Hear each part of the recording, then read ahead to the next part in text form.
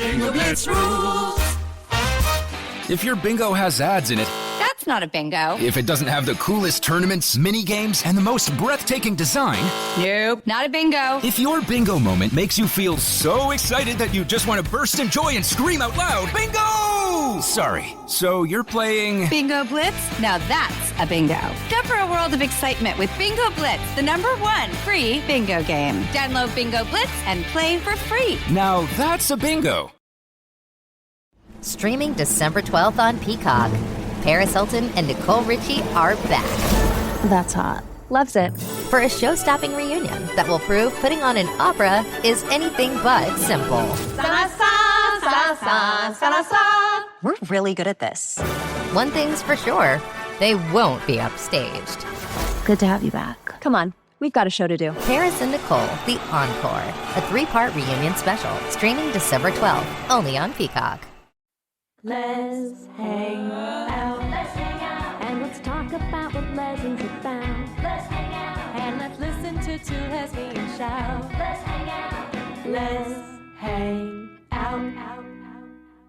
Hello, Let's Hang Out listeners, and welcome to our new hiatus episodes. So while we're on hiatus, we decided to spread the love and share with you some of our favorite podcast episodes from some of our favorite shows so that on our off season, you're still going to hear episodes on our feed.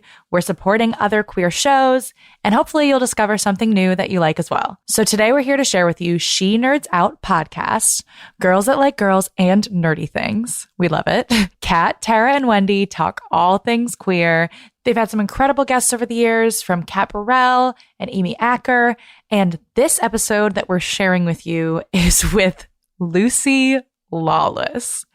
I wish Lee was here to do this intro with me because she would be freaking out. Xena was her queer awakening. So to have an episode where some people that we like are interviewing Lucy freaking Lawless is so cool. So we hope you enjoy it. Lucy Lawless joins the podcast for a look back at Xena as part of their 25th anniversary celebration of Xena. Enjoy. Strong women, badass gals. Some of them are more than pals. Our show can be a little gay, but if you're not, that's okay. You can listen and have fun either way. Xena, Star Wars, Doctor Who, guests and music and reviews. Game of Thrones, Winona too. We promise there's something for you. She nerds out. We're girls that like nerdy things. Nerdy things. Hello and welcome to the She Nerds Out podcast. I'm Kat. I'm Wendy. And I'm Tara. On today's episode, we are talking to Lucy Lawless. What? We have some nerd news. We'll also be talking to Lucy Lawless. Is that a mean joke? We're going to be talking a little bit about Winona Earp, but also we'll be talking with Lucy Lawless. Kat, I'm going to call you a liar. That can't be possible. Guys, it's true. We can't be that lucky to be blessed by her presence. It's all true. It's happening. It's all happening. Wow. Yeah, so be cool, guys. Be cool. Oh, God. Oh. We're always cool. Be cool. But first, we have some listener mail. What? Yeah. We love mail. You've got We do. mail. Yay. All right. This one is from Laura. And she wrote us to say, just wanted to say, I love your podcast. Every episode is a great, fun, informative listen. Who knew we could be informative? Wow, that's shocking. Okay. Congrats Shocking. on being number 3 in Portugal. Woohoo! Woo-hoo-hoo. Yeah. I found your podcast during this pandemic time, and it's been comforting walking around listening to friends talk about the stuff I love. And I can't believe y'all talk about Hallmark movies. Paul Campbell interview was so frackin' awesome. Oh, she's a Battlestar fan too. Yes. Yeah. Nice. And I have been a fan of Paul since Window Wonderland. Ooh, a big Hallmark fan. Love it. And a fan of Kimberly Sustad since she played the gay sister in Hallmark's A Bride for Christmas. Pretty sure she was the first Hallmark gay character, so having her star in the movie with the first gay kiss, to me, was a nice full circle. I feel a kinship with y'all being a nerd, gay, Texan, and being close to Studio City. What? Neighbors. And shoot. Thanks for talking about Shoot Week. That is Shaw and Root from Person of Interest. Y'all sound so cool, but I gotta admit, Wendy sounds the coolest. What? Being a Shoot fan and a Hallmarky. For Wendy, if she's ever bored, my friends and I made this low-tech, extremely dorky podcast. We feel you. We're right there with you. For fun, to celebrate. We have one of those. Shoot Secret Santa. Then she gives us the address. I'm excited to catch up on all your older episodes and interview with Missy Good. Wow. I still got my hard copy of Tropical Storm. Y'all are awesome. Hope y'all are number 3 in North America and Portugal soon. Take care, Laura. Oh, wow. Wendy, local. Wendy, did you write this email? Yeah. Wait, you would think. This came from W. Woody. Okay. Wait a minute. Well, here's a fun thing. So I wrote Laura because I started listening to their podcast. Which was amazing. It was like the shoot content that I could listen to and feel like, oh yeah, I totally know everything they're talking about because they're big fans like me. They talked to some people in the shoot fandom that I was familiar with. And so I emailed to say that I'd been listening. And we were corresponding and came to find out we are almost the same person as we even went to the same college. Whoa. From Texas. And yeah, awesome. So that's fun. No, very nerdy. Which is, I'm saying is a good thing. Shoot fan, total shoot fan. So it's nice to have another shoot fan to talk shoot with because, Wendy, you're not going to leave us for Laura's podcast, are you? Probably not. Okay. Maybe I can be a guest shoot commentator every once in a while. Oh, there you go. Nice. And that's the thing I know. I didn't realize that Kimberly Sustad had played the gay character in another Hallmark movie that I didn't know that happened. It was very cute. It was a cute movie. It was, I forgot what it was called. The Last Bride for Christmas. I can't remember the name of it. A Bride for Christmas. A Bride for Christmas. It's right there in the email, huh? No, it was Kimberly says it was from 2012, and it was really, and so Kimberly's good as always and everything, but I think the gayness of the character extended to saying I'm gay like twice. And, to a couple of different people, and then she went on a date. Of course, she didn't see who she went on the date with, but it's a cute movie. So I'm shocked by that we didn't hear more. 2012 too. That's a while ago. Wow. Nice. Cool. Yeah. So thanks, Laura, for the email, and catch you on the other email. Yes. Shout out. Thank you, Laura. And let's plug her podcast. What's the name of it? Yeah. Shoot Secret Santa. Find Shoot Secret Santa on SoundCloud. Perfect. Great. There it is. Thank you, Laura. Thank you so much for emailing us. Keep that coming. And now, nerd news. Nerd news. Nerd news. And you're like eating something this time, Wendy. That was... What was that? It's an ice cube. You couldn't even spit the ice out. Not only did you not record my surprise. Wendy, do not pull this with Lucy Lawless, okay? Oh, that's why I'm getting all out of my system now. Spit those ice cubes on the floor. No, that's all this shenanigans out of the way. I'll be very professional. Probably. Probably. What does that look like? I have no doubt. Yeah, right. First time for everything. Ayo. Hey, don't forget, I am the coolest. So stop. That's God. Yeah. Laura, what did she give you? Yeah. What did she want for you? All right. First up is the trailer for the movie. Am I saying this right? Ammonite trailer with Kate Winslet and Saoirse Ronan. Saoirse Ronan. Rhymes with inertia. Yes, the only reason I know that is because you named the title of that episode, Saoirse Rhymes with Inertia. That's the only way I'll remember it. Yes. Well, if you haven't watched it, it's about a relationship between these two women in 1840s England, where paleontologist Mary Anning, a.k.a. Kate Winslet, hunts for fossils along the beach. And I like how they term that melancholia is the term referred to the deeply rooted effects of patriarchal oppression. Like when you're sad as a woman, or you can't be with the woman that you really want to be with, they say, oh, she's just got the melancholia, I guess. Haven't we all had that at some point? Yes. Melancholia. So a young woman is a young married woman is sent to, hang out with Mary. Her husband. Oh, but yes, by her husband. It is her husband that sends her. Yeah, she's supposed to hang out with Mary in hopes of curing her melancholia. And cure it, she does. It describes the footage from this first trailer as a rush of dizzying snapshots of romance, the female gaze, which we all know and love, and connection. So, a lot of gazing. They bond, they look at each other, they walk along the beach, they dig up fossils, and they find love. I'm guessing it probably won't have a happy ending back in 1840s England, but I don't know. You never know. It's supposed to come out November 13th in some format. I don't know what the theater situation will be then, but that's the plan. But it's Kate Winslet, who is always awesome. Yeah. And so is Saoirse. Yeah. It did give me a lot of Portrait of a Lady on Fire vibes. A lot. There's a lot of parallels there. Yes. It's Portrait of a Lady, but with dinosaur bones. Yeah. Yes. It kind of looks like the reboot of Portrait of a Lady, but I'm not judging. I'm just, Dinosaur bones of a lady on fire. On fire. There it is. Yep. Okay. I'm fine with it. Here's the thing. I'm sure I will see this. Kate Winslet, of course, is a big reason. And, because it is what it is. But it kind of makes me look forward to like a good, snappy dialogue, modern, like a good like a banter gay Christmas back movie. and forth.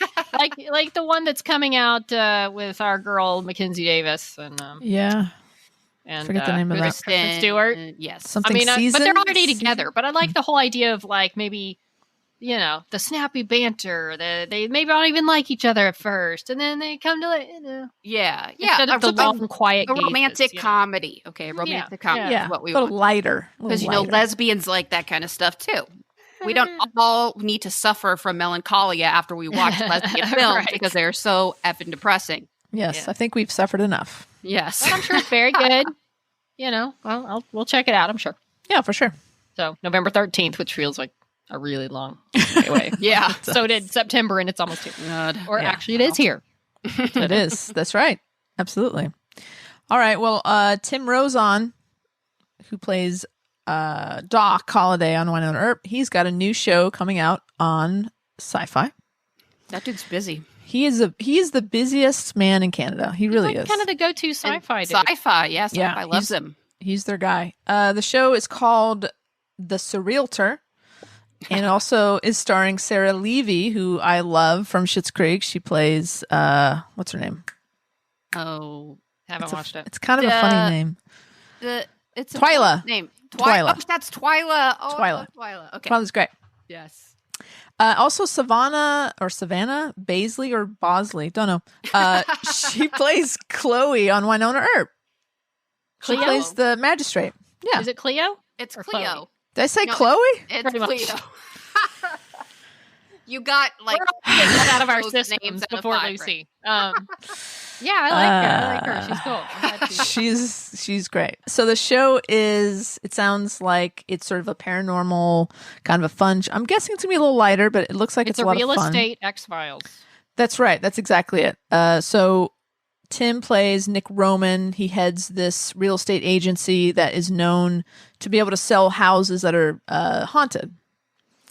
And it sounds like his team take care of the poltergeist and the haunting so that they can then sell the house. So it sounds like it's probably going to be a lot of fun. I love paranormal stuff, so I'm definitely going to watch it. And it starts filming in a couple of weeks, September 15th in Newfoundland, Canada. Newfoundland. Wow. So there you have it. Yeah, and then not gonna get much of a break. No, not at all. Just wrapping up. That's right. What's her name? Levy? Sarah Levy. Sarah Levy, and she plays the, of course, skeptical realtor. She's the hence Scully. the X-Files-ness. Yeah. Yes, she's the Scully to Tim's Mulder. Yeah. I'm checking it out. It sounds intriguing to me, too. Yeah, I'll be curious to see the tone and see what it's like. Yeah. I'm a big Rozon fan, so. Yes. Me too now. He's cool. All right. Looking you forward go. to it. Well, on a more somber note, we lost someone this week that was an icon in the Marvel Universe. Chadwick Boseman, star of Black Panther, passed away this week from colon cancer, and he was 43, which was very shocking to most everyone. I was very shocked because he did not put it out there that he had cancer. That he, and especially not that he had it as severe as he apparently did. That he had been fighting cancer since 2016, and so all through, after his first appearance in a Marvel movie was back in Captain America: Civil War, which was back in 2016. So I guess shortly after that, it would have been, because he probably filmed that in 2015. That's crazy. So then all the subsequent times we saw him, he was fighting colon cancer. So it's, it puts things in a whole new perspective, especially when we watch his movies. And it's just kind of something that feels still surreal, that it just, you can't believe it. Of course, he played T'Challa in Black Panther, the King, and in a couple other Marvel movies. He was in there in this last one, Infinity War and Endgame. Right. I believe it was just Endgame, actually. Yeah, he was also in a Jackie Robinson. Yeah, that's right. 42. Yeah, he was. In a biopic, and he's had a lot of iconic roles. And he also played James Brown on Get On Up, and it's just a lot of iconic roles he's had, and this is just a big blow for a lot of people. And this, it's tough when it's so shocking too, that you just you see somebody that looks like him, and he's so healthy, and he's doing all these amazing things. Crazy. And you think, oh my God, what he's going through. So we just want to say rest in peace to Chadwick Boseman, and shout out to all of his fans and family, that are feeling the effects of this. And it's just tragic. I feel like any year this would have been tough. And this year, it's just another thing. And just this, with everything going on with the race relations and all of that being in the news. And then, this for Malik, I didn't really know a whole lot about him till some of the things that have come out since he passed away. And just, he seemed like an amazing guy, and talked about his working with terminally ill kids with cancer.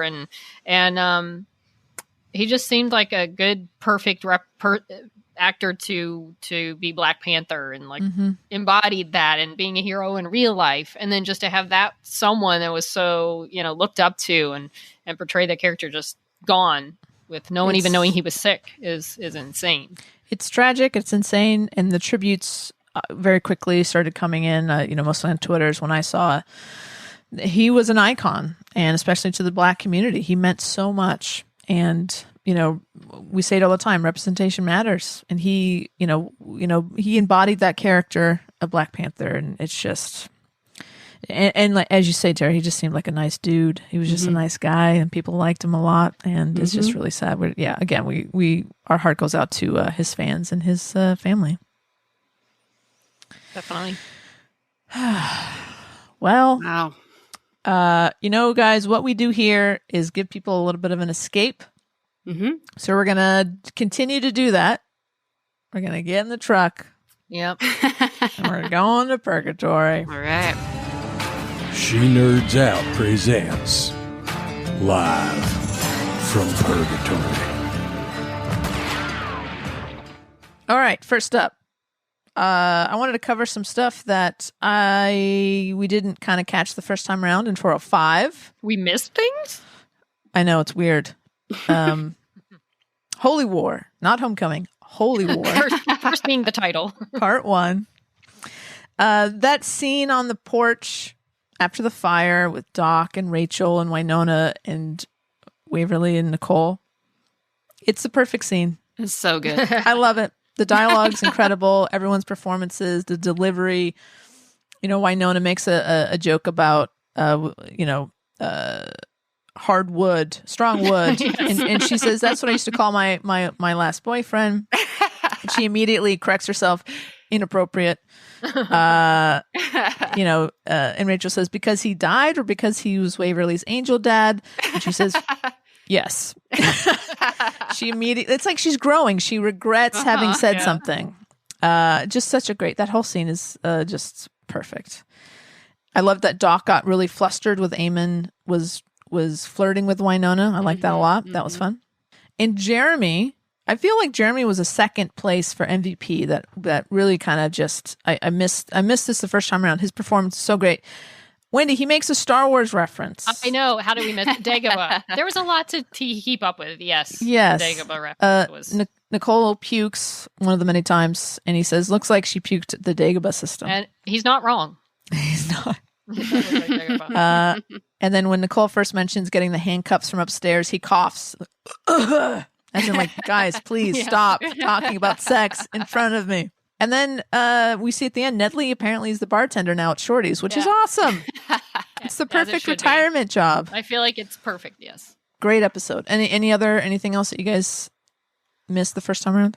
I maybe put something together, but I don't want to share it because I don't want to. Oh. Maybe I don't want to be right and like spoil it. I don't know. I have thoughts on something. I'm going to leave it vague. Interesting. Okay. That's pretty vague when you don't even say what it's about. Just something in the show. There's something I realized. Do you think that's the whole thing? Do you think you talked about it in our 606 recap? You mean 605? Wait, 60. Well, 606. 606 is tonight.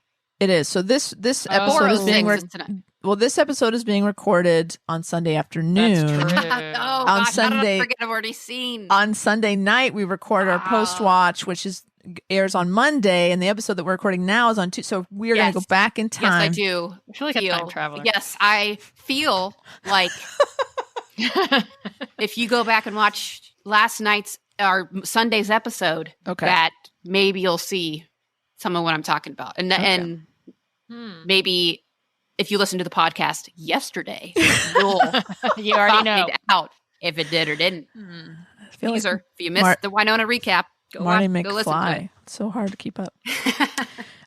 Interesting. Okay, let's revisit this. And we would have already revisited. Okay, it's confusing enough. It's confusing enough. Where are we? I don't know. Okay, so the teaser for the back half of season 4 came out. It's short and very cryptic. But effective. I liked it. It is. So there's some things that I noticed. I think everybody else did. I finally today. I think the biggest thing is Waverly gets a haircut. Mm-hmm. I like that haircut. She looks great. Do you think like a demon did it, or do you think she just like went out to get a new bob cut? Oh, like the whole like Gabrielle gets a haircut. I'm wondering. There's some sort of need to cut her hair to free her for something. Yeah, maybe. That's what I'm guessing might happen. Okay, I'll buy that. I just don't see them going out for a haircut in the midst of all this. No. Yeah. Unless it was like an act of defiance. But you know what? Yeah, we'll see. Okay. Does that kind of go with what? Oh, okay. Maybe, I don't know. Okay. Oh boy. What else? You noticed something, Wendy, right? When you watched it. Finally, that Winona's got Peacemaker. I watched it twice, and she even says something about big ass gun or something to that effect. I watched on my phone. In my defense, it was small, and then I watched it big today, and I was like, "Oh, look at that! She's got Peacemaker," and she even sings about it. Yay! Peacemaker is back. At least what I presume is Peacemaker. It sure looks like it. It looks like it. I assume it is, and it's in gun form, not sword form, not gun sword form. Maybe it can go like back and forth. Maybe she can be like that would be cool. Sword. Or something more creative. Totally. It's sword time. It's that a Power Ranger reference? Kind of, yeah. I just like that. The Winona jokes that could come from having a gun and sword that go back and forth. I don't know. Sure. I feel like there's comedy gold to be mined. It goes My brain's both not ways. clever enough to think about it. Yeah. It goes both ways. There's also some weird, creepy scarecrow type creature. Mm-hmm. Yeah. Very creepy. Very. That. And then Sarah did not like that. And then we see Rachel wearing Waverly's old Shorty's uniform, which is really kind of fun. I like that. Yeah. I like that she's going through all their clothes. Yeah. Or I wonder if she has a job at Shorty's. I love that Shorty's is like the go-to job over there. Right. Like they always have a place to work at Shorty's. Where else is there? Is there? Right. Is it the only bar in town? Well, there's a glory hole. There's a glory hole. There's the glory hole. Yeah. And I think the biggest bit of information solid bit of information is that the series will continue, the season will continue airing in 2021. Good Lord. Why? Wah, wah. Ugh. You've had longer waits. We have. That doesn't make it right, Wendy. No, doesn't I'm make not it saying right. it makes it right. Just enjoy the anticipation. Enjoy the speculation after I enjoyed tonight. it for 2 years. You better not make me wait till 2021 and then not give us season 5. They don't even that's a whole speculate when in 2021. It could be No. July of 2021. Oh, No, don't say things like that. no, Why no. I'm just trying to do that. I'm just No. trying to prepare you. Well, I hadn't thought of it that way, but that's terrible. No. No. Tara, I don't think that's gonna. They can't wait till that doesn't make sense. I feel like it's going to be a mid-season, like January, February. That's what I would imagine. But I think don't know. January. I say They're I say filming January. season 5. Yes, Let's hope. Yeah. absolutely. And Kat Burrell, friend of the Snop, Mm-hmm. she released a little video on Twitter the other day, which doesn't really. Who cares what she's talking about? But most importantly, it's not important. She says we're going into the last 2 weeks of shooting. So starting Monday, which was yesterday, they're almost done. They're 2 weeks away from wrapping up. And this is weird, right? Because unless they know that they have a season 5 and they're not telling people, they don't know if this is the last time they're going to see the crew. Like, do you say goodbye for good? It just seems to be they're in limbo, and that's not. I can't imagine that's very. It doesn't sound like any fun. No, but I feel like it's not uncommon with shows. Fair. I wonder if they're taking that into account when they wrap up season 4. I hope so, that they don't leave it on some crazy cliffhanger. Yeah, like maybe they'll give us Waverly a in the movie, Garden. but I'm not even going to talk like that. I'm just going to Yeah, stop. no, they've got to have a 5. I feel like We'll get 5. Sci-Fi owes it to them to like give them just for their own sake of re-airing and streaming and all that stuff. Right. Like nowadays, you've got to let a season wrap up either with a movie or another, even a shortened season. Right. You've got to give them that time to have closure. Because nobody, if you know a series has no closure, Right. people are going to be less inclined to want to watch it. And the Earpers, the Sci-Fi has completely embraced the fandom, and I think if they say, look, guys, we don't want a full season, but come back, finish up your series. If they don't do that, and this is the end. Oh. I mean, they will lose a lot of viewers. They will lose a lot of Sci-Fi Well, network viewers. Yeah, There'll be billboards in Times Square. And here's the thing. There are a lot of shows on network TV that, that come and go and people watch and they enjoy. And then they're like, oh, it ended. Okay, well, that's too bad. And they watch something else. But I think especially with genre shows and then, also non-genre shows, but some shows really just have this passionate following that they are so invested in the story and the characters that just to stop it is almost cruel. Like you just can't, it's a betrayal of the audience with shows like this that they're so passionate about. And with Winona, it's not like we have a lot of similar alternatives, like with the show on, ABC or CBS or a lot of or reality shows. You always have another one that's pretty similar to it, as long, a crime show, a medical drama. It's that sort of thing. But with Winona, even on Sci-Fi, there's very little. What other?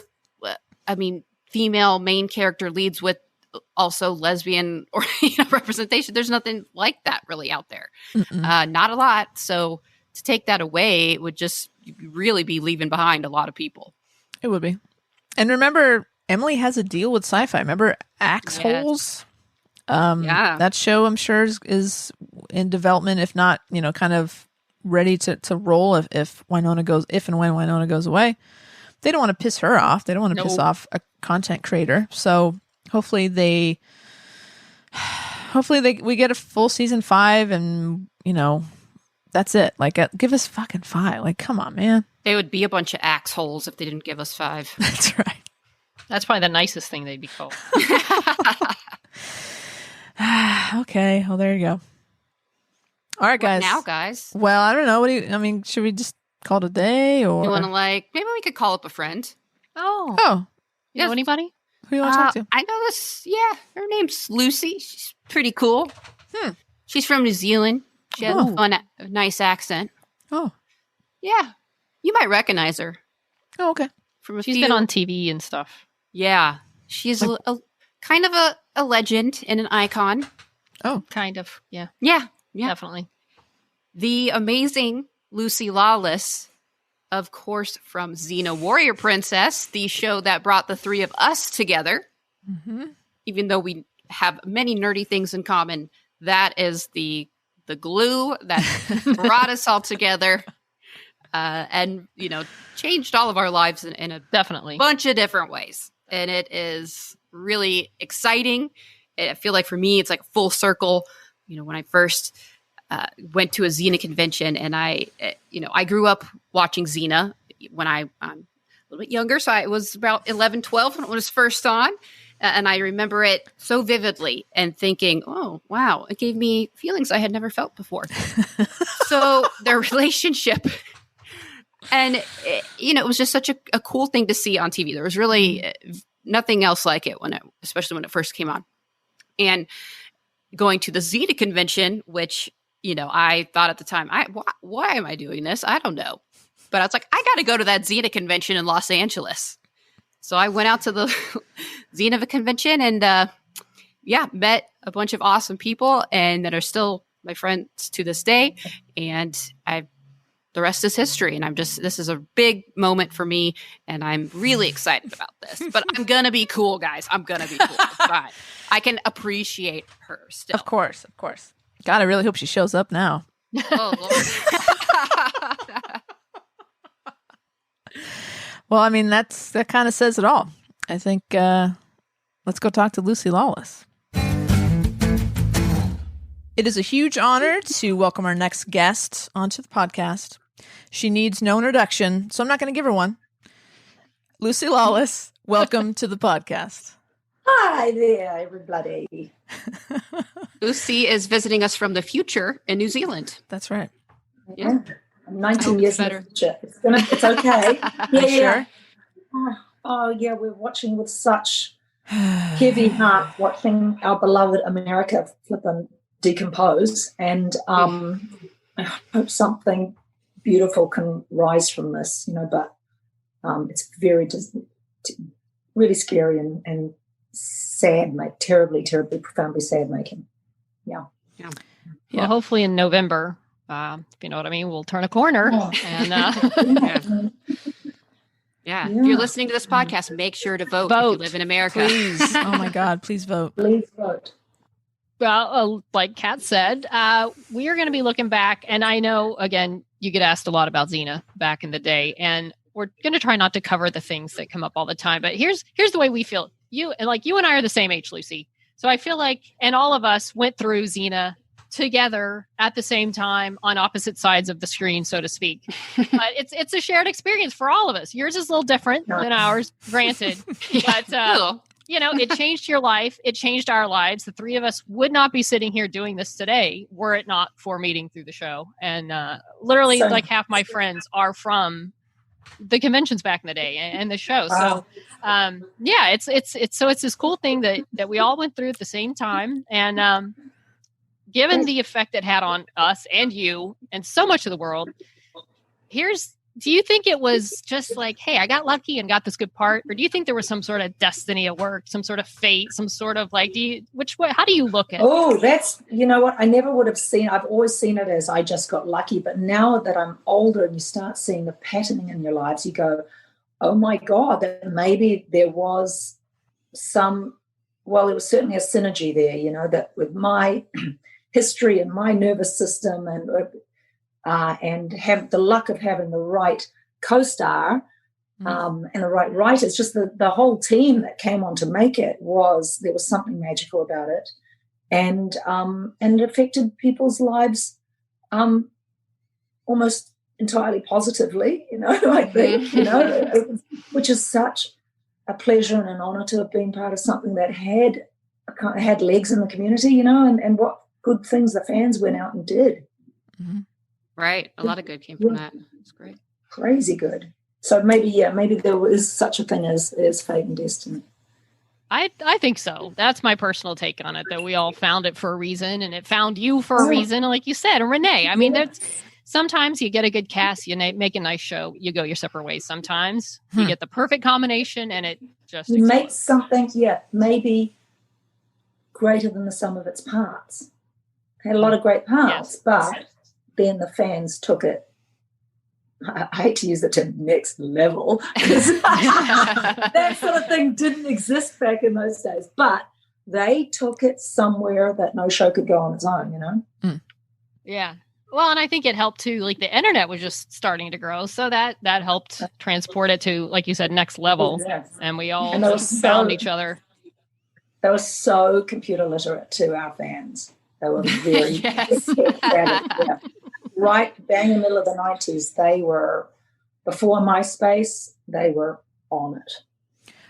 And we know that you know Mary D. I mean, Mary D, you know, her website, and we just actually talked to her last week. Her website was the hub. That's where all the Zenites could go and kind of, you know, start that community. And so it really was the perfect storm of this great genre show, fans ready to become part of a fandom, and the internet made it actually possible.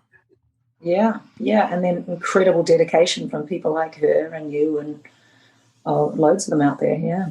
Incredible. Did you ever have a moment? I was actually watching one of the episodes the other day, Liar Liar, where you guys, one of the musicals you did. And did you ever, you probably had many moments where you just stopped and looked around at what you guys were doing. I was thinking of the moment at the stage where like you're playing this Greek warrior princess, but next thing you know, you're pregnant, singing on a stage as a rock band. Renee's coming out in white fringe dancing. Did you ever have those moments where you just thought, what is my life? And it's like, I appreciate it and wonder what is happening all at the same time. All of that. I was very aware that this was a precious confluence of events. And I think we were all pretty grateful. We knew that we were lucky. And we rocked it, really. Do you know what? I found that outfit the other day, the bikini. The thing that it must have been Renee's doubles, the bikini, which, because I could never fit it into Renee's, but her double was bigger than her, I think. And so maybe it was on Ted. Did Ted wear one? I can't remember. But anyway, I found it.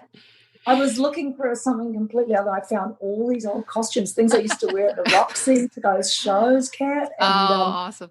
I had no idea where they were, and suddenly they're beautifully boxed up. And wow. Anyway, it sort of took me back and made me go, oh, my God, how time has flown. And did you try any of them on, or just looked at them? No. Did you do a fashion show? I must say, I thought it would probably be really inappropriate for me to put any of these on these days. I'm like 52 or 51. Anyway, I'm over 50. And you go, who wants to see that? I'm not sure if you want to see that. Don't be so sure. Yeah. So you guys made 134 episodes of that show. It was 6 seasons. Doesn't sound like very many, but it was. I'm sure it felt like it was. Does it all kind of just meld, that period of your life? Does it all kind of meld together? Does each season feel like a very specific, oh, this was the season that I was going through this? Like, when you think back on that time. Used to, but I've kind of forgotten it as I forget the traumas or the, just becomes a, just this lovely little jewel box, that I can open up and look at every now and again. That's what those episodes are, because I don't really remember the stories, but I remember what was happening on set that day, or what was going on in relationships or something. So, Liar Liar. I wouldn't have remembered what that was until you said about the beaded bikini. That was like, oh yes, that's right. that was the comedies were always joyful, as you would expect, but they're so much more fun to shoot. Mm-hmm. Not necessarily as rewarding though, but more fun. Right. And so Xena is obviously a very strong character. Is there any characters you see on TV now, or anything in a show where you think they stole that from Xena? I did that first. And you just... you know what? On the rare occasions when I've thought anything like that, my next thought is, we didn't do it first. There was the Avengers. There was Joan of Arc, for God's sake. There's nothing new under the sun. But we were the first for a long time, and in a certain earthy tone, that women had to be mincingly beautiful to be in action up until that time. And now you could be zaftig and kick ass. Right. And I see now what a relief that was. I didn't appreciate it at the time, but I see what a relief it was, because when the Kardashians came along, all of a sudden, the new model of woman wasn't It was Paris Hilton before that. It was stick thin and blonde and white. And then the Kardashians came along and made big asses, shape and dark hair and all that sort of magnificent womanliness. Design it like, is it the apotheosis? Is that the word? But that was the acme of attainment. If you could be more woman rather than less, and I think that was the thing. So I think Xena was kind of sort of in that vein of what a relief to see a woman who has attainable qualities, traits. I never looked at Xena and thought, yeah, I can be that, because it was just way too more amazing. But you're very Gabrielle, aren't you? Yeah. I looked at Joxer and thought I could be that. That feels right. We all had our characters we related to, for sure. But we could aspire to be like. So we actually figured out, Lucy, that this weekend was supposed to be the 25th anniversary Xena convention. Really? Yeah. I'm so sad that the world is, that we can't all be celebrating that, because those creation conventions were, for me, the hub of getting to know the real fans. The hardcore nutballs were there, and other conventions that I've done on rare occasions around the world, they're totally wonderful and sincere, but they're not the HCNDs, and they know, they grew it. They grew that show, those women and men. They gave it its groove and its vibe. Well, you're talking about the conventions, the creation, they definitely were their own thing. I mean, like, for those of us who had been to so many, it became just more of a celebration of not only the show, but of each other and their friendships. Yes. And it was a reunion every year. It was great. Totally. Yeah. What was it like that first time, you stepped out on that stage and people lost their minds? And was that just a, holy crap, what has happened to my life? Or just, was it? No, I think it felt like just I'm playing a role. This is just part of the role. It didn't really feel,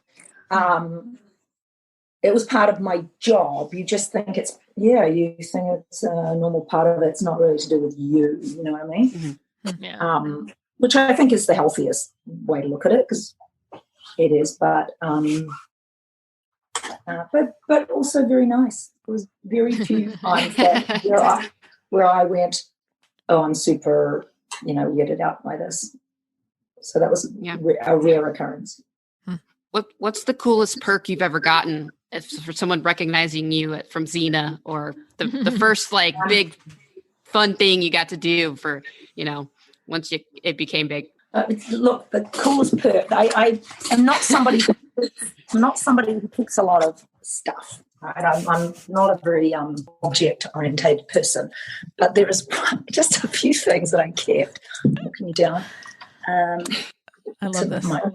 Into my office here. We're walking through Lucy's I like house. this door. Well, but there is in here. Oh, okay, up here by the light switch. This to me was like the coolest, nuttiest.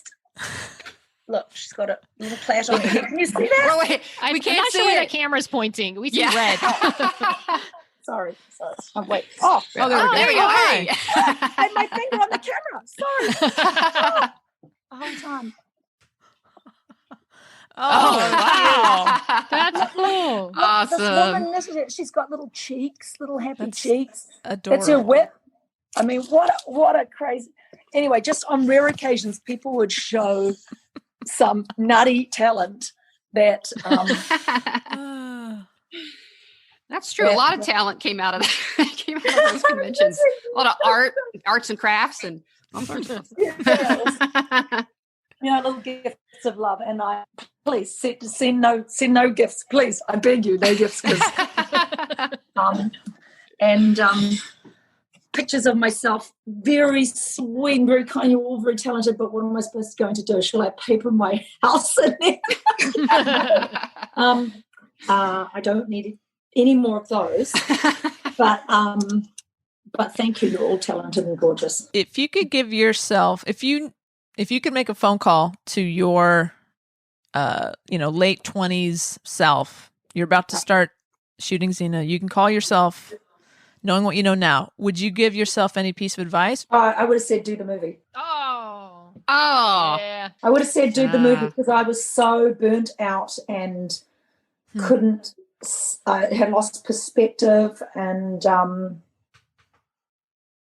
you know what, I might have had a concussion at the time too. You know, I had a lot of things going on and, or, you know, a few knocks sort of thing. And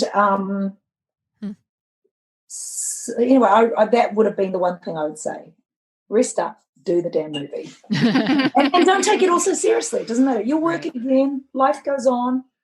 Yeah. You'll be fine. But I don't think I was probably 100% strong and healthy. Yeah. Well, I'm sure that was a show that took a lot out of you. That wasn't just you're standing around in a courtroom spouting legal jargon. That was a very physically demanding show. I can understand you needing the break. Definitely. Well, especially for somebody who had no training and no talent in it. You know, that was just really mind over matter for doing it. Truly no natural aptitude for it. Just a willingness to do as I was told. Weird. You fooled us, so yeah. Good job. Pretty convincing. No, hate it to this day. Hate action. Really hate sports. Like I have no feeling for it. It's on. I hear not rugby or league or something on TV. I just can't stand anything to do with it. I'm like John Waters. What did he say? He's not an atheist. Did he say he's maybe he said I'm a sporting atheist. I don't believe in it. I see other people do, and I see that people really love it, but I have can't relate to anything to do with it. Wow. I mean, that's the most, I'm sure most of your day on that show was punching people and getting punched. Yeah. There was lots of, well, not really. It's more like dance, which I also hate. But you just do it because that's the only way to get through the day. And the better you get at it, the sooner the pain will be over. So that was my, but I sure loved all the acting. Well, that being said about the physicality, now I'm just going to put this out there because I heard you talk about it on another podcast. If there was a Xena reboot that at the time when I listened, you sound like you would be up for and somewhat enthusiastic for, but if that were to ever come to pass, would it be a less, here's the thing, like, would age come into play, do you think, in Xena? Like, would she be maybe less active, more thoughtful Xena? Or is it just Xena's timeless? She's going to kick ass wherever it comes up. No, I think it would always be a handover to a younger woman. Right? It would be like one of those Star Trek things. And you know what? That's fine with me because Xena was perfect as she was. I don't want to do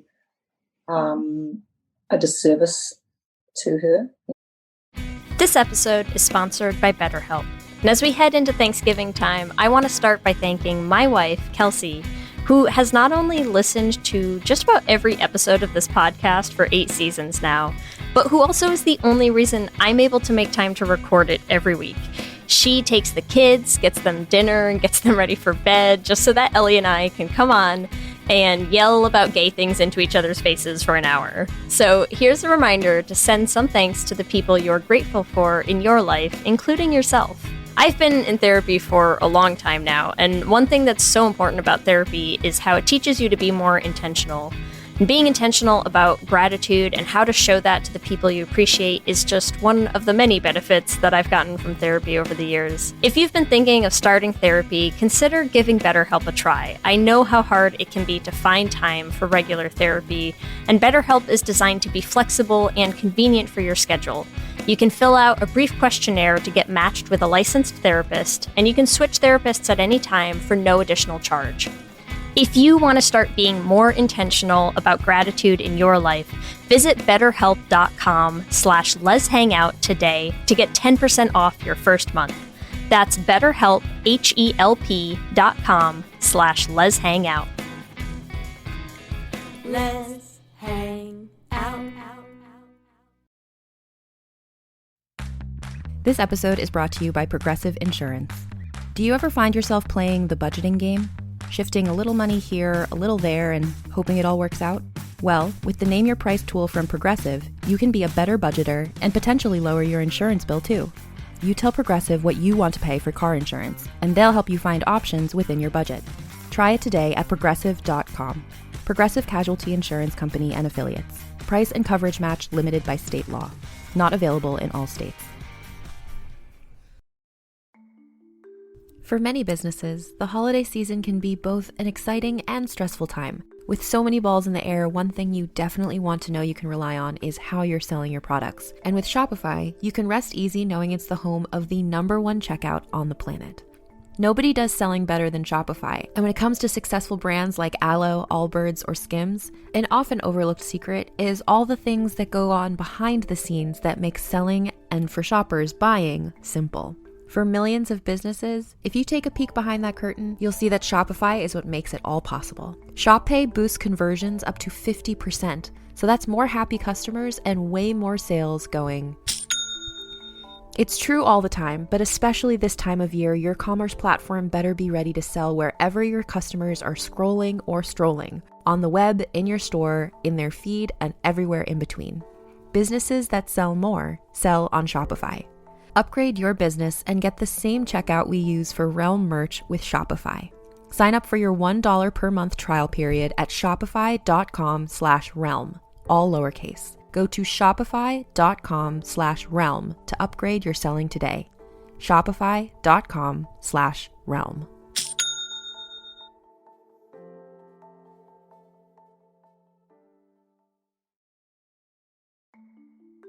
For many businesses, the holiday season can be both an exciting and stressful time. With so many balls in the air, one thing you definitely want to know you can rely on is how you're selling your products. And with Shopify, you can rest easy knowing it's the home of the #1 checkout on the planet. Nobody does selling better than Shopify, and when it comes to successful brands like Aloe, Allbirds, or Skims, an often overlooked secret is all the things that go on behind the scenes that make selling, and for shoppers, buying, simple. For millions of businesses, if you take a peek behind that curtain, you'll see that Shopify is what makes it all possible. Shop Pay boosts conversions up to 50%, so that's more happy customers and way more sales going. It's true all the time, but especially this time of year, your commerce platform better be ready to sell wherever your customers are scrolling or strolling, on the web, in your store, in their feed, and everywhere in between. Businesses that sell more sell on Shopify. Upgrade your business and get the same checkout we use for Realm merch with Shopify.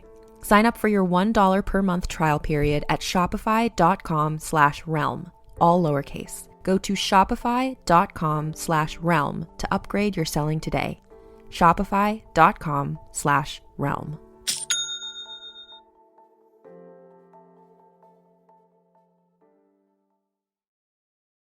No. Yeah, older people don't move the same. So that would just ruin things. Right? That would just ruin things, I reckon. But, you know, so much time has gone by. Lots of people have tried, you know, we've really tried in different ways, but I don't know. I give it over to the gods. Goddesses. Yep. I was just going to mention my life is murder. We always have to say it. Every time we talk about your show, that's how we have to say it because it feels right to say my life is murder. Murder. American accent doesn't work for that show.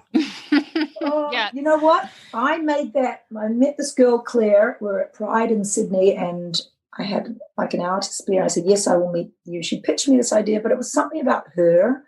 I was just like, you are the real deal. There's something about her that I'm going to back you and put my name and take a chance, punt on you. And your idea, let's go build a team. And we made this little show. And also it was because I was sick of making things that were dark, sexual, violent. I just didn't want to do that anymore. At that time, I wanted a break from that, so then just do something that was good and kind and see if I could make this kind of a show. And so we made it. And I think especially in a post-COVID world, it kind of took off because the world, everybody is really quite traumatized and a little bit, they're living in fear. And to have something that is beautiful and kind of dependable with a bit of easy justice at the end of it, it's like a little holiday for your nervous system. And especially because there is no real justice out on television. You know, when we watch the news, we're all like wanting to gouge our eyes out at the violence, and you harm yourself just by watching it. Actually, you've got to be careful how much negativity you put in your body, because how are we going to get through with love and dignity and grace and really flourish if we are putting poison in our bodies, and that is really like too much negativity, you know. So you've got to be careful what you expose yourself to, and take little breaks from all technology, eat good food, love, be with your friends, make love. Laugh. From a social distance, right? Gotta do it. For now. We in New Zealand we call it bubbles. Who's in your bubble? You know, you've got to keep your bubble really small. Do you use that terminology in America? I've heard think it has been. Germ bubble. Yeah.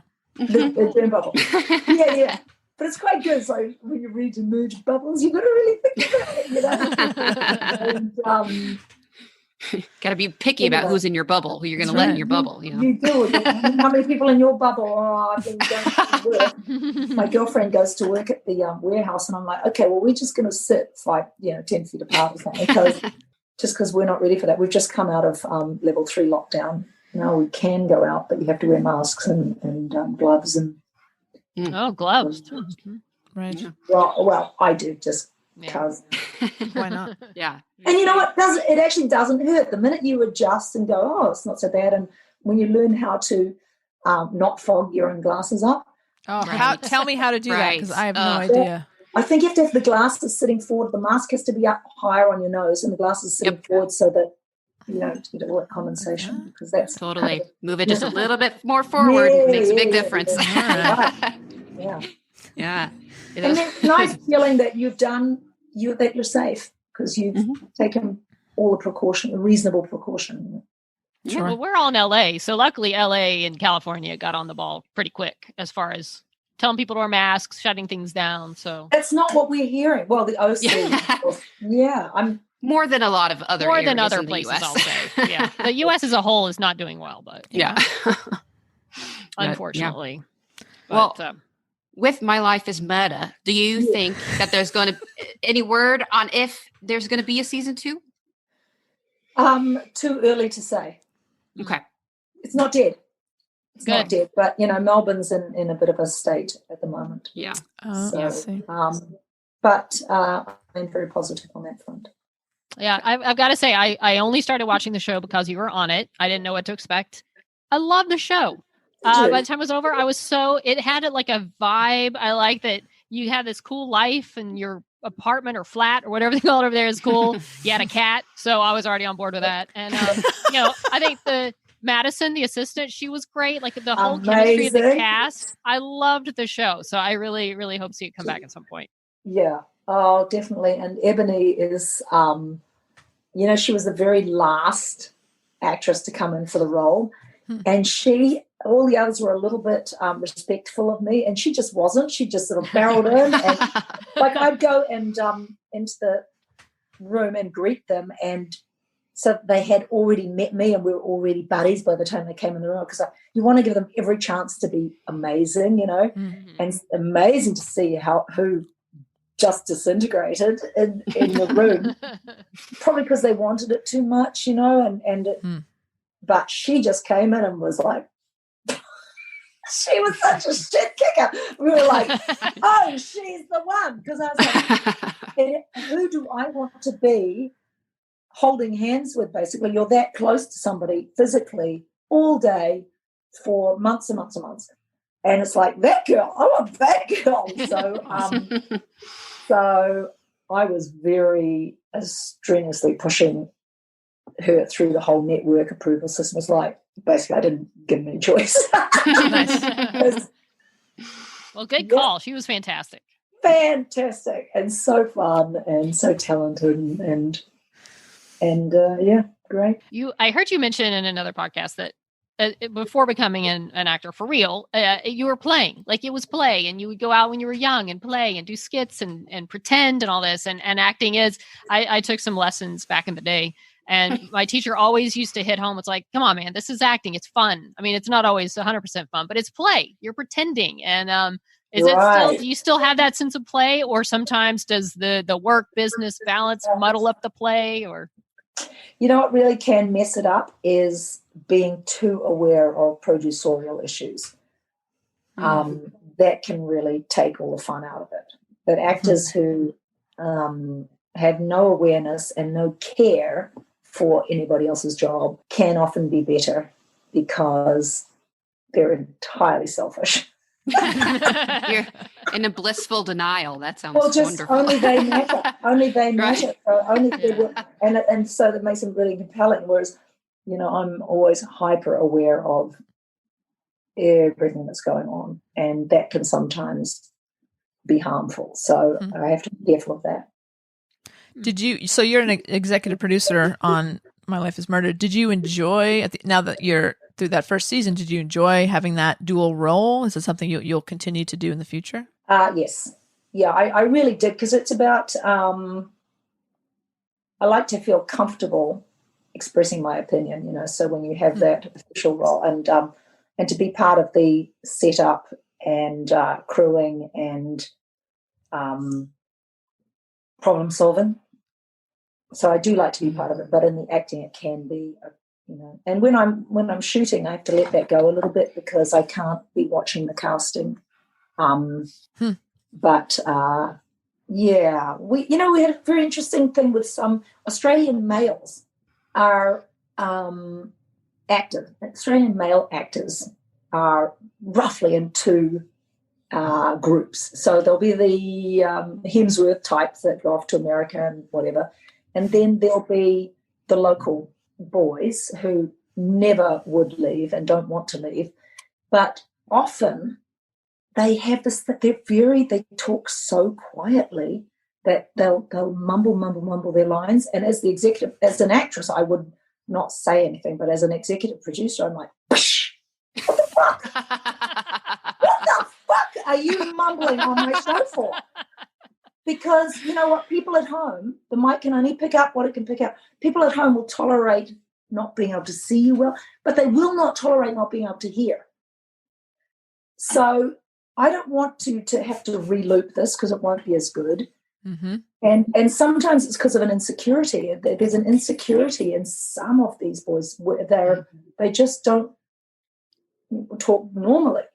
And as an EP, I quite enjoy being able to go, dude, don't fuck my show up.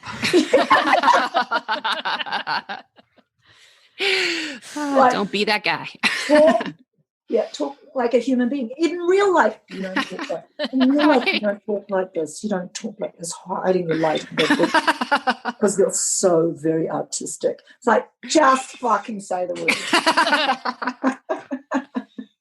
I know they're totally good people in every other way, but that's like unacceptable for Lucy. Were you also involved in doing notes on scripts or notes on cuts in post-production? How involved were you in the show? I certainly could. If I had the energy to look at the cuts at the dailies, once I've done my homework at night, then by all means I can say anything. Sometimes I win, sometimes I don't. And I don't mind that. I'm very used to being edited. What was the first thing you said? What was the first thing you asked? Like notes on scripts? I love that. I must say, I'm not very good at it, but I am good at funny scenarios, and I am good at dialogue. So a lot of that stuff is actually just me, and also these writers, especially with My Life is Murder, they write for me. Now that we know one another, they're just it's wonderful, wonderful fun. So if we get it up and going, it will be double the fun. I feel like I heard, like watching the season progress, I feel like I heard more of humor coming from your character. Like maybe they got used to your style and your personality and started throwing some more. Well, humor. Anytime I would ad lib, it usually made the Oh, okay. Which is very sweet of them because they don't have to. They can go, no, stick to the script, you know. Mm-hmm. But it's also me giving myself permission that once you understand the nature of the animal that the show is, where you can start to let yourself do that a little more. So I'm excited to think where we might go next.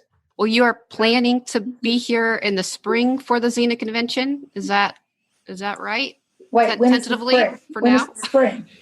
April. April. Oh, April. Mid-April, I believe the dates are. The rescheduled Possibly. dates. Yeah. Yes, I would love to. I would love to. No, We're formally inviting you on the spot. Yeah, don't worry. Not Don't very cry. good at dates. Well, according to the website, you're going to be there. Right. Might want to make a phone call to verify that. I can't remember these things.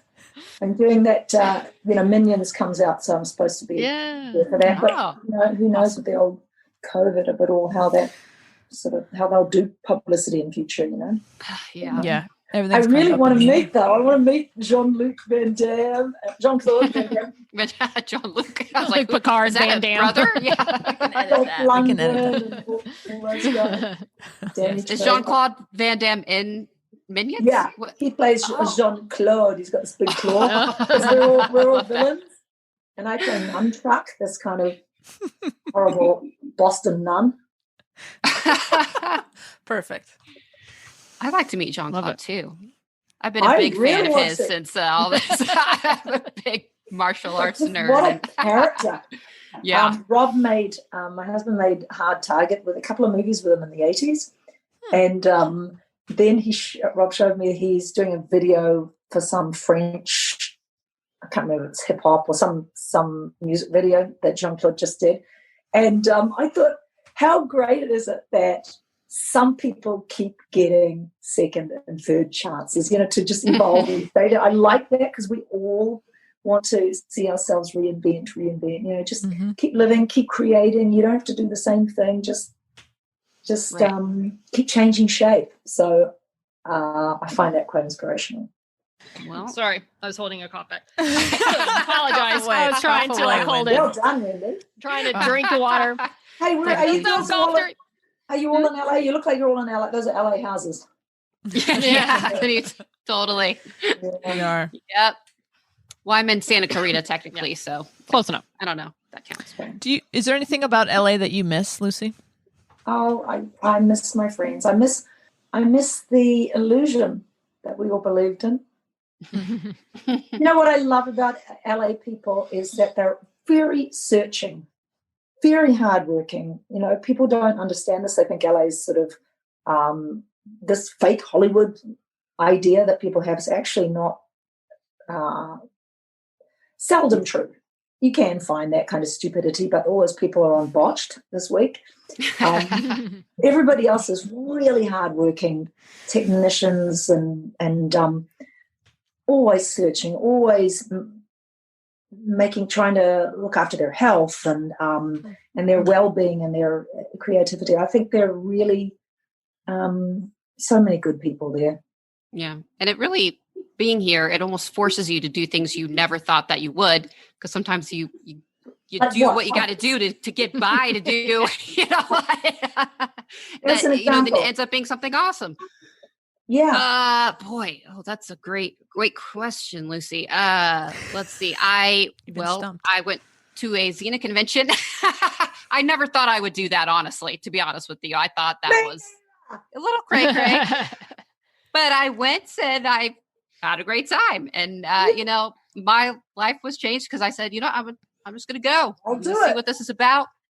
And man, where were you it from? Took off. Where were you born? Texas. See, a lot of people are from somewhere else, but right. It really are. There. Yeah, and it's hard. Texas people out here. Yeah. Yeah, I think LA is quite a special place. I don't care what people, people have a completely wrong vision of what it is.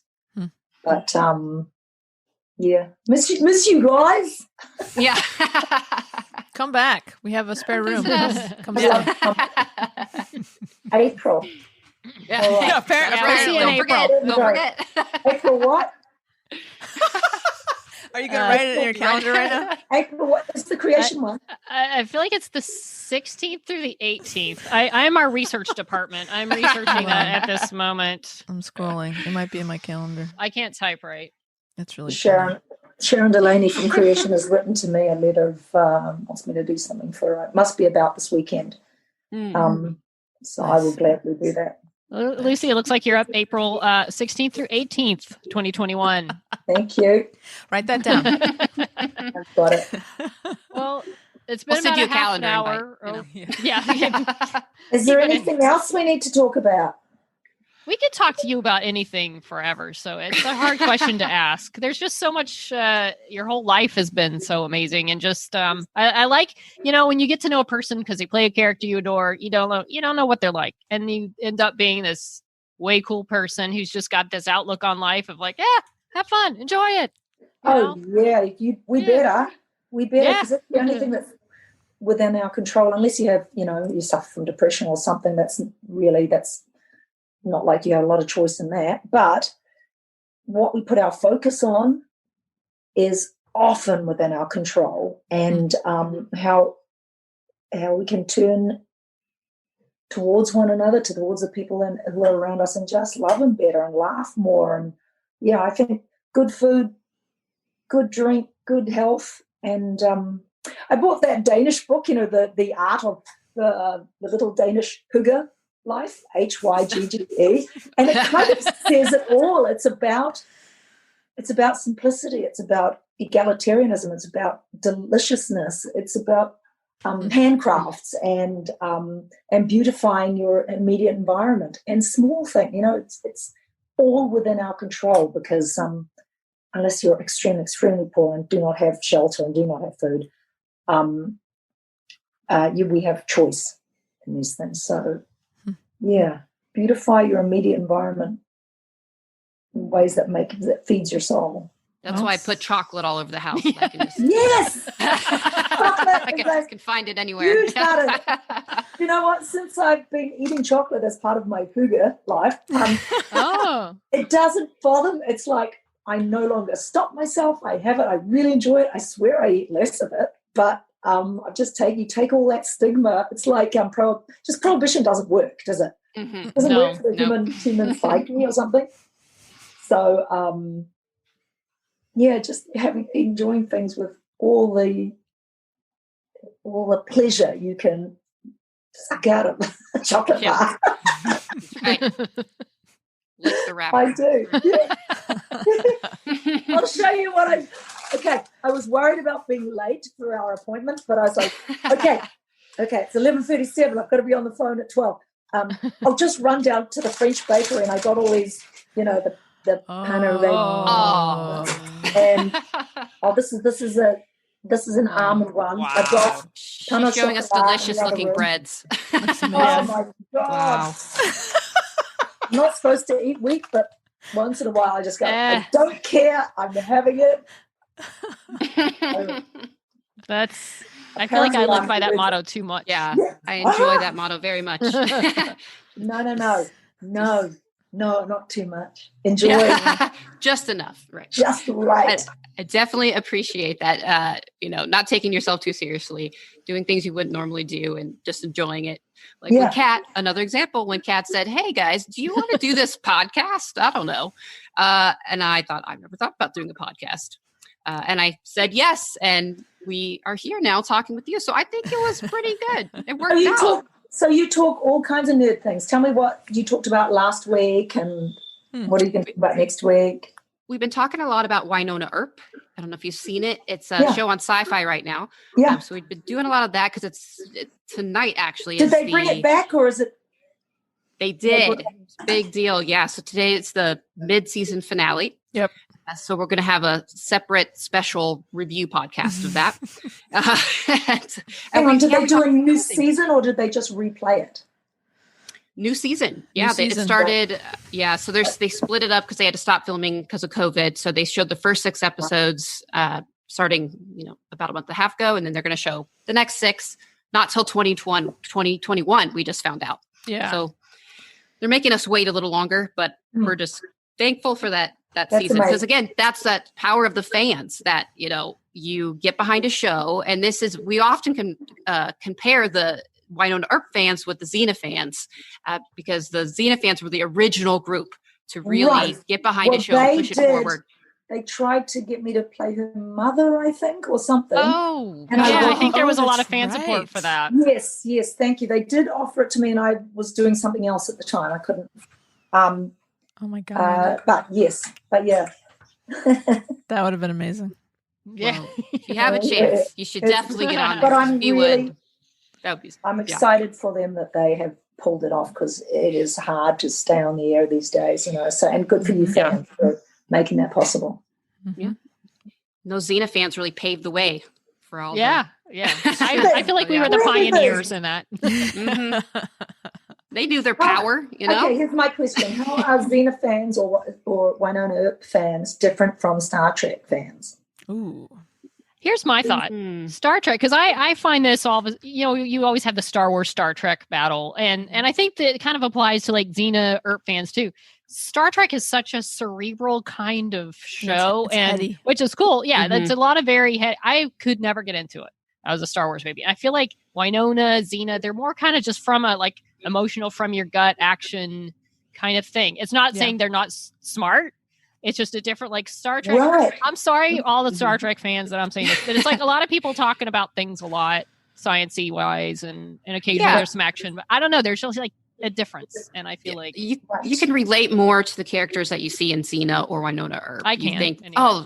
they're like, again, just sense of humor. It's more fun. It's how you would deal with when drama does come along, and it feels more relatable to me. Whereas Star Trek, I can appreciate for what it is, for sure, just as a nerd in general, but it definitely takes it to another level, Xena and Winona Earp. And there's also an emotional, I feel a lot of emotions, run through Xena and Winona Earp. I just don't feel that sort of emotional draw to Star Trek stuff at all.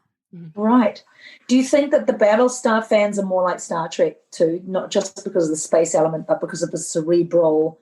I feel like it's almost a more male way of relating to one another, rather than an animalistic human.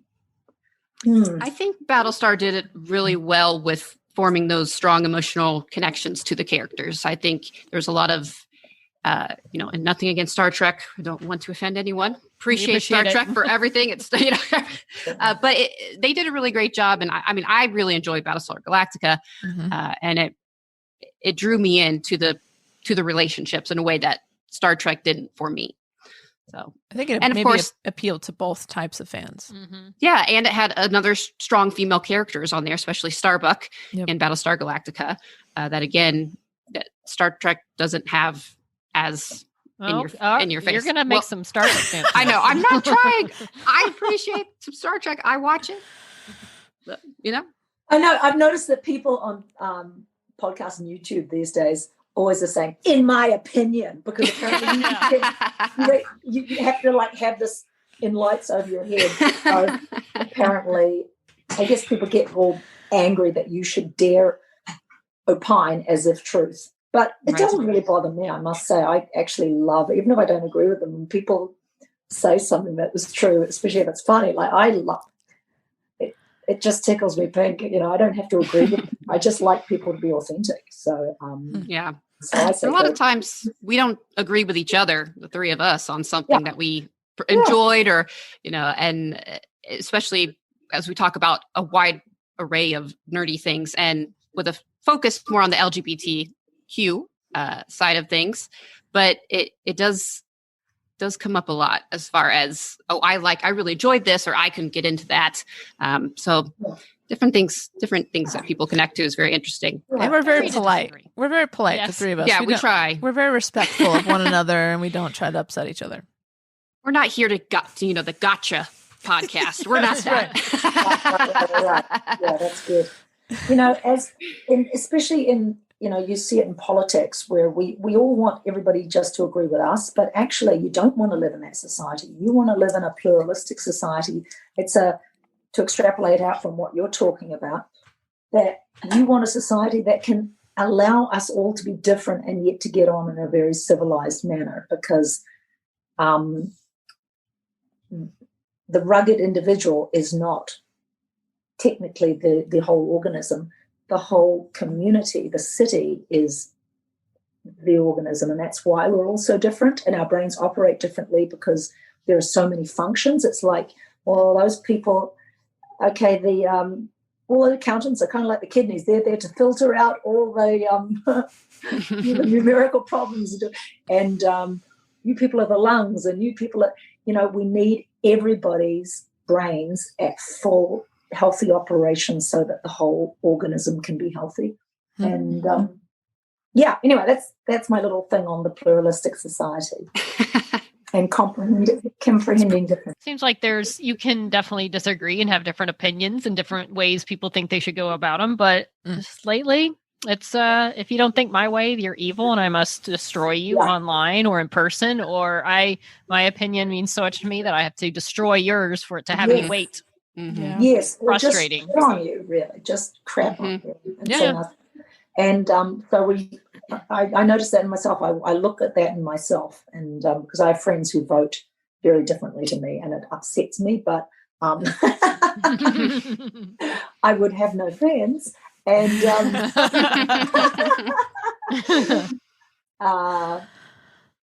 anyway, it's important just because they're still good people.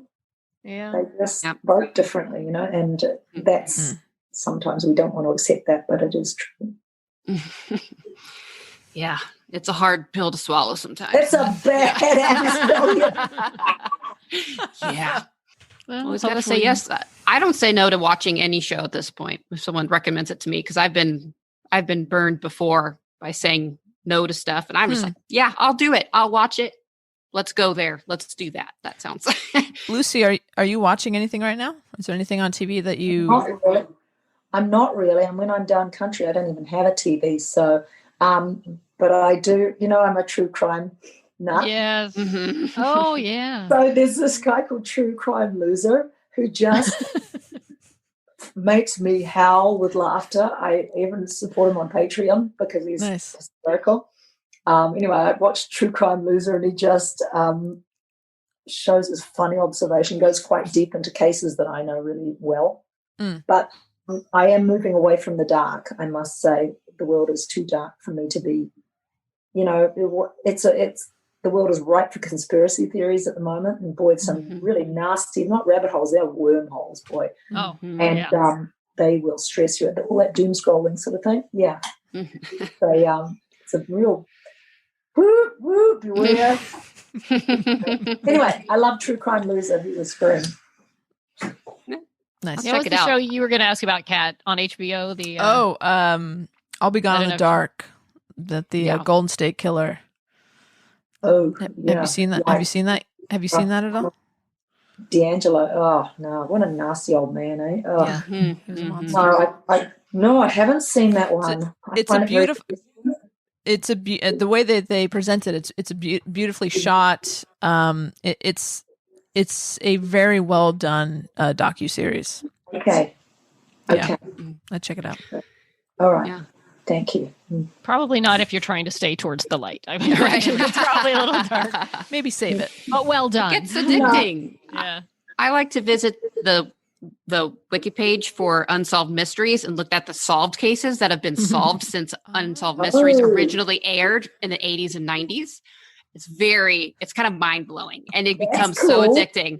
And then, because now things that you didn't know what happened to them, now they've solved it and they've got this whole page figured. That's fascinating. So wow. I recommend that if you're bored. But again, it's very dark. It can get very dark, but because I hate watching cold cases where there's no justice at the end, because that just leaves a horrible brick on your back, like something needs to happen about that. Right. But that's cool that they're posting, solutions.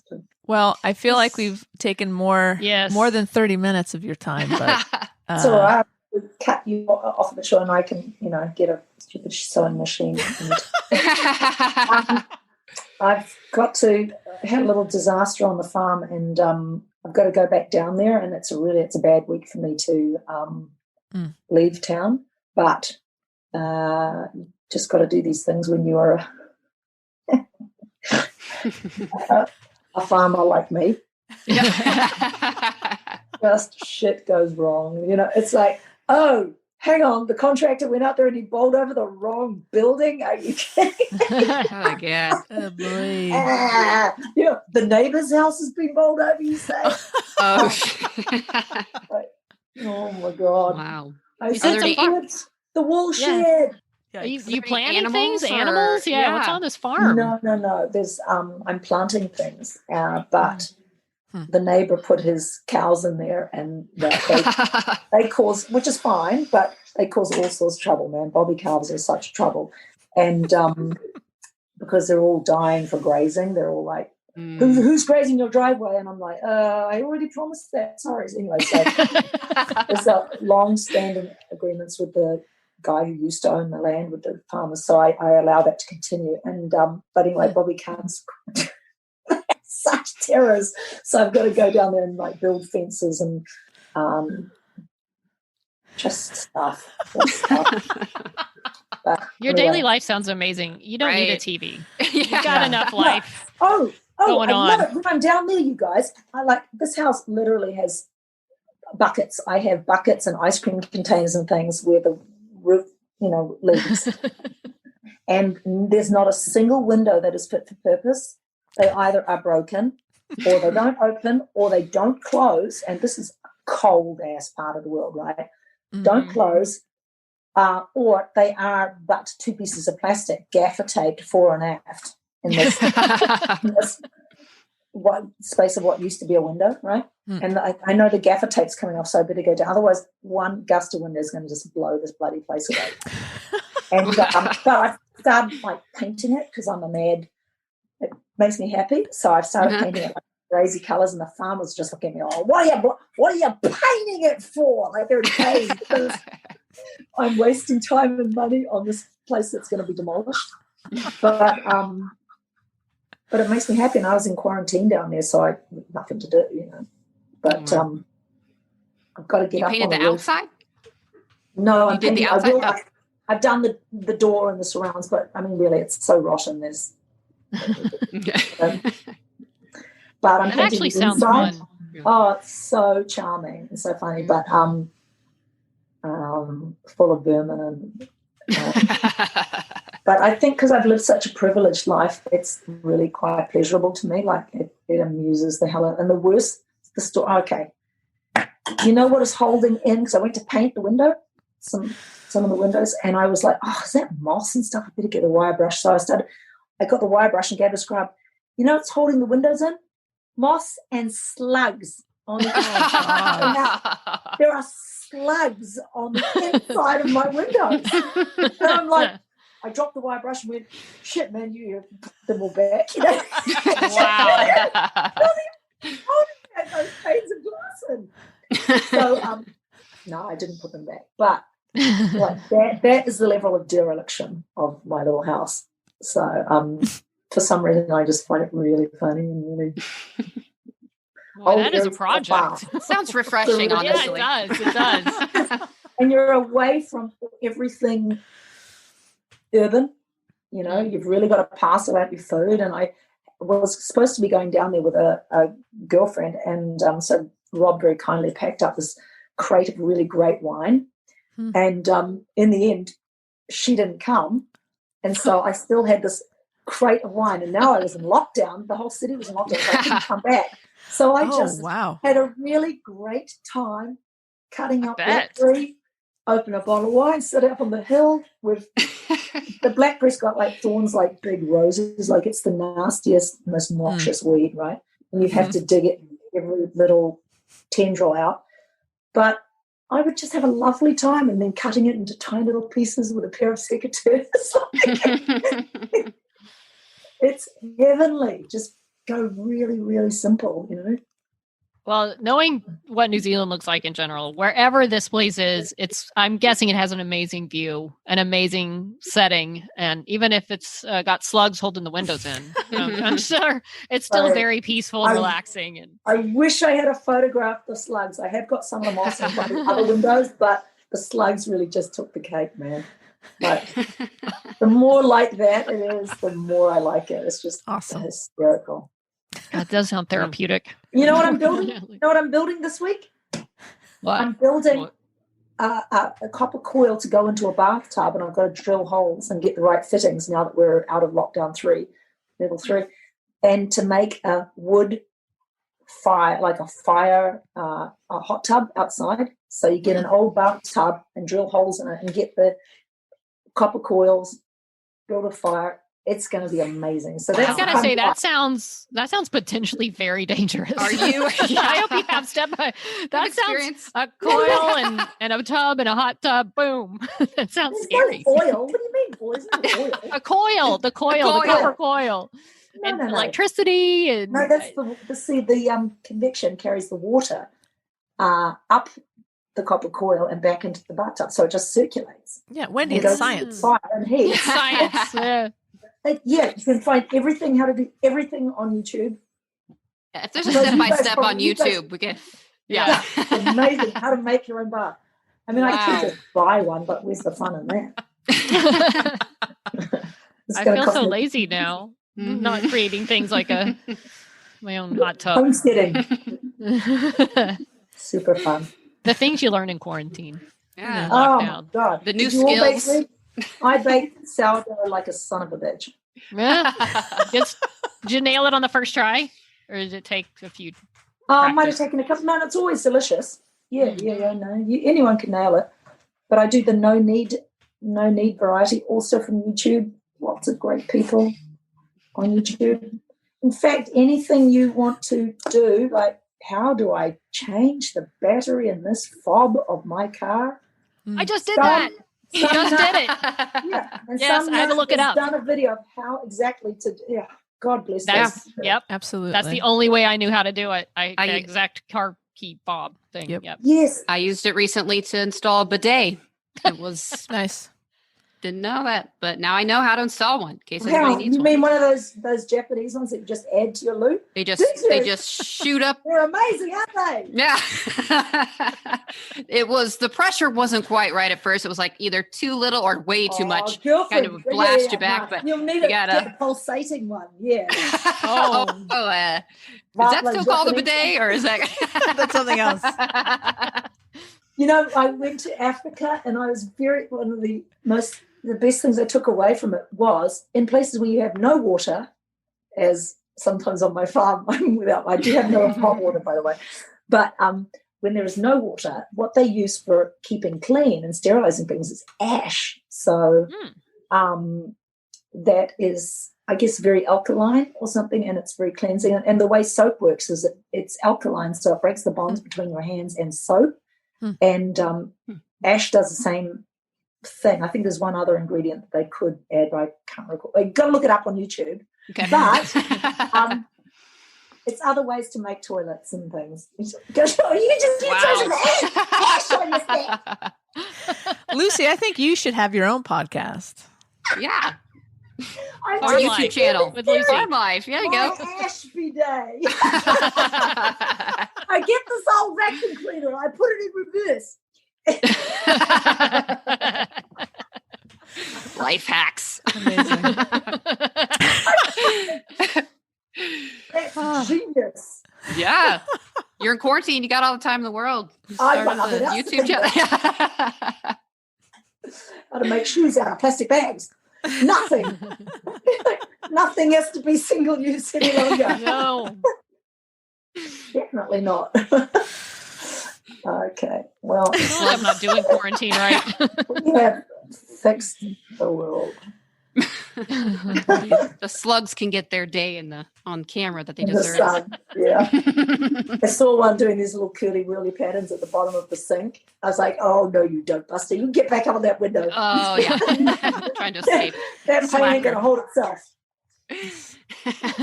You're on the job. Get to work, slug. Yeah. You slug. Yes. Wow, we've covered so much during this podcast. Never thought we'd get to bidets and slugs. But very educational. No. I like it. I like it. Yeah. We had to get to bidets eventually. That's where it was headed. from the start. Inevitable. Oh, that's quite impressive, though. Was that kind of easy? What, the bidet? Yeah, that stick-on bidet thing. Yeah. Yes Not and easy. no. There, it was getting the pressure right. There's a couple of things you have to hook up in between. You have to take the original thing off and then put on a new thing, and you have to adjust the pressure. Yeah. It was tough. It took a couple hours. The YouTube video said it was going to take like 20 minutes, but it took a lot longer than that. Okay, And, but you know what? yeah. 2 hours is quick. That's great. Yeah. Because now And you have the cleanest fanny in the street. Very I think effective. you should put a sign out. You could hang a shingle. I'm offering my services if anyone needs installation. We all have our skills. I know Yeah. how to install a stripper Many pole in skills. a house. Oh, that's pretty good. Wow. I had a neighbor who was a pole dancer, or a roommate, and helped her install a roommate. couple of practice poles. She was very talented. I'm sure she was. That's just hard. Like to No, do, it is hard. You have to be very strong to do all the things she did hanging on that pole. But And yet somehow it's so not desirable as an exercise form, is it? It's like, I don't want to do that. no. I just look like I'm flopping around like a fish. I don't think it would be at all sexy. Fish on a pole. Yeah, fish. No one wants to see that. Okay, well, we nailed it. Boy, this is Yep, let's see. We got slugs, bidet, and stripper Check. poles. Yeah, we got them all. Check. Nailed it. All the topics. all right. Lucy, we cannot thank you enough for coming on this podcast. My pleasure. Thank you for asking me, for having me. Of course. Wow. And, when Wendy nailed it when she said, the show changed all of our lives. And, it's true. It's why Wendy's in LA, and it's why we're all here together. So, Amazing. I'm sure that's not lost on you, but thank you on behalf of all your fans for being such a great role model and just a great person. And so, thank you so much for being here. Thanks, Kat. Lovely to know you girls. Go get your sewing machine. Trying to spotlight. Yeah, get to sewing. We'll see you in April. Okay, in April. Bye now. So that's Lucy Lawless. I think that went well. That think so. was She's- ridiculously awesome. She is fun to hang out with. It's like you feel like you can talk to her about everything, and it's just still not enough because there's just so much just fun, like just hanging out chatting with the woman. She's awesome. Yeah. We had 30 minutes with her. It ended up being about an hour. And she gave us a lot of her time, and that was amazing. Listen, it's Lucy fucking Lawless. Like, what are you gonna say? She kicks the ass out of a farm. Yeah, You know? she does. Dude, She does she's fascinating. anything. She's handy. She just like kicks ass everywhere. Yep. Right? She's turned out to be somebody that is so refreshing, and and one of the questions I didn't get to, like, I was curious to, like, when you have a role like Xena at the beginning of your career, does it take some of the pressure off to, like, hey, I've done this thing that most actors never get a chance to live, this crazy, ridiculous character, legend, and stardom, and all this. Right. And it's like, hey, I can relax. I've acting is, there's no pressure to, like, get that role that makes it. And I don't know if that's part of the reason that she's just got this cool, chill attitude, or it's just maybe that attitude is what led to her being so successful in the first place and getting the part. But she's a very refreshing person for sure. And I think it's the Kiwi too, because Kiwis are awesome. For sure. Laid back. Yeah. Yep. Yay. That was awesome. I'm just, it's very cool. I don't think I've processed it Life really. has come full circle. Yeah. Hasn't it? I mean, do we but it's continue this podcast now? Is that it? We're just gonna be done. Well, I mean, we only know each other from Xena, so what's left? Wow. Yeah. No, I'm enjoying the podcast. I think I'm gonna stick around. Okay, cool. I mean, Same here. we might as well. Okay. That's fine. I don't know how you wrap that up. Other than, if you want to follow us on Twitter, it's at Snot with 1D. And on Instagram and Facebook, it is She Nerds Out Podcast. And you can send us an email to shenerds@gmail.com. Did you enjoy Lucy on the Snop? Write us and tell us how Lucy and Xena has changed your life, and what, cool things it brought you to say yes to and try, and what it led to. Exactly. And the ways it affected you. And we're in the entire month of September, we are celebrating Xena and the fandom around it. So that's right, Tara. Great idea. Send us, let us know how Xena affected you, funny convention stories, anything to help us celebrate this whole month. Please do it. We want to hear from you. If you could leave us a review, that's great. Give us a good rating. We'd appreciate it too. We suffer through interviews with people like Lucy Lawless for you. So that's right. You're welcome. Which obviously is the opposite of suffering, but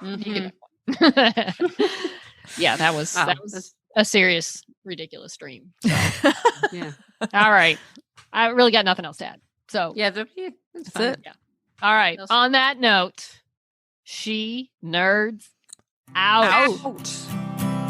She nerds out.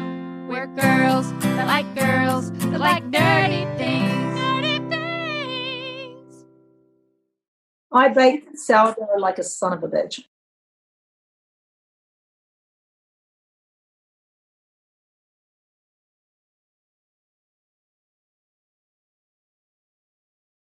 Buffet brawlers, glory holes gone wrong, cannibalistic castration cabins, public poopers? These are just a few of the crazy topics you'll hear covered on Excuse Me, That's Illegal, the pettiest podcast around. Whether you need a break from all that murdery true crime stuff, or just enjoy hearing hilarious stories told in a unique way, I got what you need. I'm Leroy Luna, your fearless host/chauffeur. So come hop in my minivan and let's go for a ride. I promise you probably won't be disappointed. Excuse Me, That's Illegal is available on Apple Podcasts, Spotify, basically everywhere you consume podcasts, with new episodes dropping on the 10th, 20th, and 30th of the month, baby!